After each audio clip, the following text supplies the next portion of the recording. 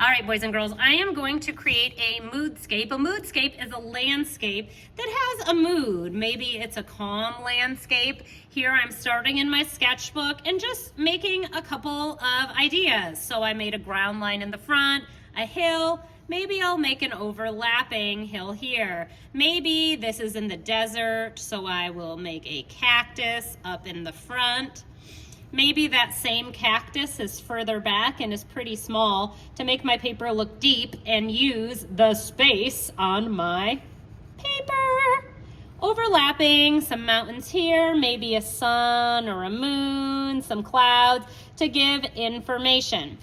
Okay, I have one landscape. I'm going to turn the page in my sketchbook and make a different landscape. Maybe for this one, I'm going to play around with the idea of reflections to show calm. So I'm making some mountains.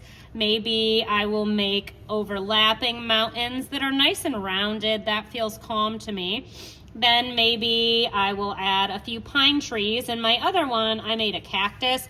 So this is a little bit different. I'm still kind of playing around with this idea of how can I make a landscape look calm, but I'm doing it in a different way. I'm gonna make my sun a little bit off to the side, then put in a cloud, and then I think I'm gonna do some reflections, just like that's where the water is picking up the shape of those trees, and then I'm gonna make a little ripple in the water where it does the outline.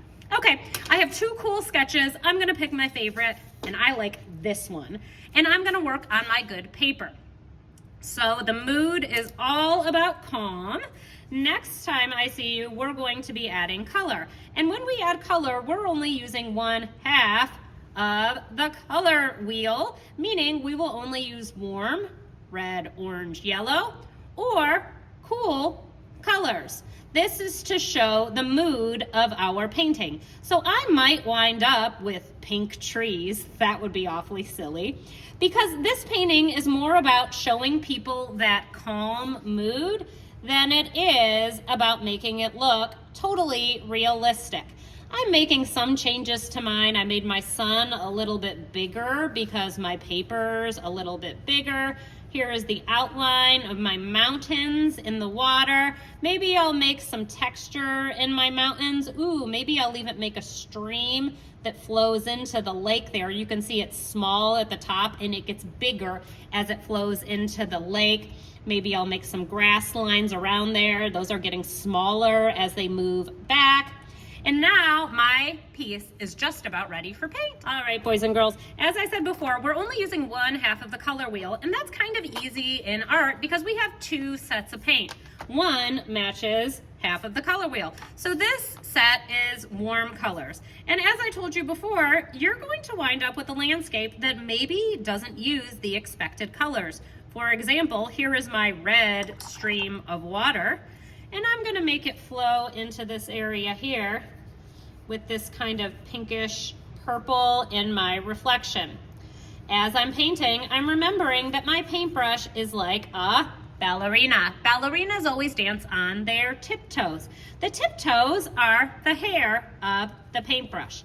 They never, ever scoot around on their bottoms. The bottom would be the metal part of the paintbrush because nobody wants to go to the booty scooting ballet. So keep your paintbrush up on tiptoes. Whenever you're ready for a new color, swishing in the water and making X's on the sponge. I think I'm going to use this pink color for the rest of my water. I'm playing around with ideas of blending the paint, but I'm not doing any sort of mixing in the set. All I'm doing is making a small area of overlap between that pink and the purple to kind of make them look as if they're fading into one another. And I'm going to keep working like that, filling different areas with different colors until my whole painting is full of colors that show the mood. I don't really know about any red pine trees. I don't know about you guys, but in my painting, there are red pine trees and there are red reflections of the pine trees.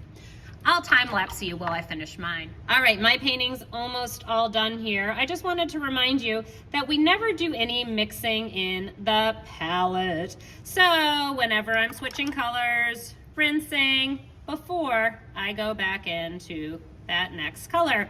Yay, now my painting's just about done. Maybe I'll make a little bit of pink in my orange just for something fun and extra.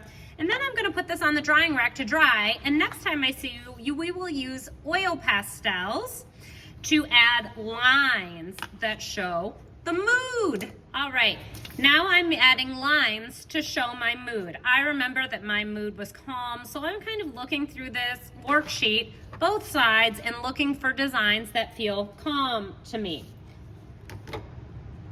I think this kind of textured line looks fairly calm. So what I'm gonna do is I'm going to pick one area on my painting, maybe this mountain area right here, and I'm gonna fill that with lines that feel calm. That kind of upside down U or rainbow line. Now I'm going around my tree because I'm going to add a different kind of calm line there. So I'm just doing this to one of the areas. All right, now I've got my mountains full of that kind of calm arc. And I'm gonna look for another line that feels nice and calm. Ooh, I like this drippy one. I think I'm going to switch colors and in my mountains that are far away, make some drippy lines. Ooh, that's kind of cool because it almost looks like snow. I'm also making my color choices based upon how they feel. Less what color is actually in the mountains, and more what color do I want to put in my mountains. Okay, moving on. Oh, I like these wavy lines. I think I'm gonna do some wavy lines in the water. Also, I think that kind of shows the movement of the water. So going into here and making wavy lines to form a pattern. All right, on my first example here, I'm gonna show you what I don't want you to do, okay? This is not creating a pattern on top of what you did. That's just scribbling and making lines.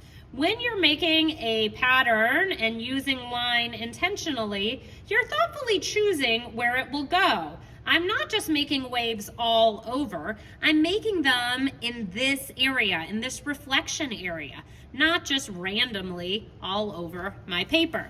Then maybe choosing spirals in my sky. Again, I'm choosing this kind of green color. That's not really a color I would see in the sky, and that's okay. In the sun, I think I'm going to use a flame pattern. So it kind of looks like my sun is actually hot. Then choosing a pattern for my trees. I think I'm going to make some loopy lines. Ooh, that looks kind of cool because it almost looks like they're decorated for holidays. And that feels like a calm time of year to me. And then just finishing up, making little dots in my foreground area here because that feels like a calm pattern. And then just going back and checking, did I miss anything? As you feel like you're getting close to done, I'd like you to show your artwork to a neighbor. They're going to give you a suggestion. So a good suggestion would include something you like. For example, I like the blue lines that you made in the water. They do feel calm.